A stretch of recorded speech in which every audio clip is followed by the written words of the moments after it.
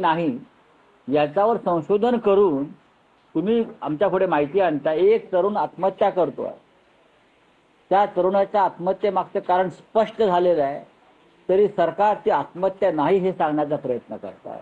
इतकं निर्ढावलेलं सरकार या महाराष्ट्रामध्ये काम करत आहे। पण रौचक तेच आहे की अजित पवार, गुलाबराव पाटील असं म्हणतात की हर्षल हा थेट ठेकेदार नव्हता, तर तो उपठेकेदार। गुलाबराव पाटील यांच्या खात्याचा जो घोटाळा आहे, ते खातं कोणाकडे आहे?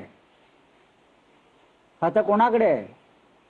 आतापर्यंत किती ठेकेदारांनी आत्महत्या केल्या?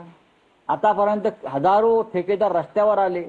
आतापर्यंत हजारो ठेकेदारांनी जलजीवन मिशनच्या आत्महत्या करू असं आव्हान दिलंय। आतापर्यंत अनेक ठेकेदारांनी मंत्र्यांच्या गाड्या अडवल्या, जळगावात मुख्यमंत्र्यांच्या गाडी पुढे जाळून घेण्याचा प्रयत्न केला। काय सांगतोय तो गुलाबराव पाटील? काय सांगतोय? हे राक्षस आहेत सगळे मंत्रिमंडळातले, रावण आहेत सगळे। हे कसलं रामाचं राज्य चालवत आहे?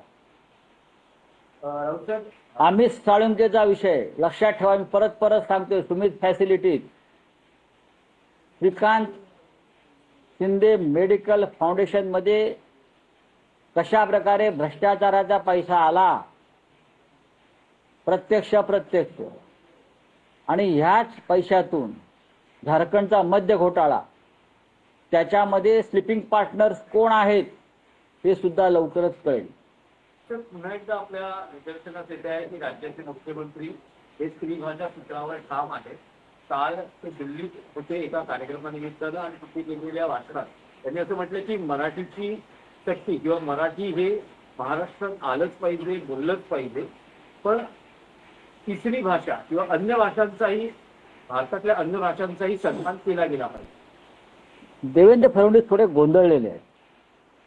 ते हे विसरतायत की ते महाराष्ट्रासारख्या एका महान राज्याचे मुख्यमंत्री आहेत, ज्या महाराष्ट्रानं देशाला दिशा आणि मार्गदर्शन केलं।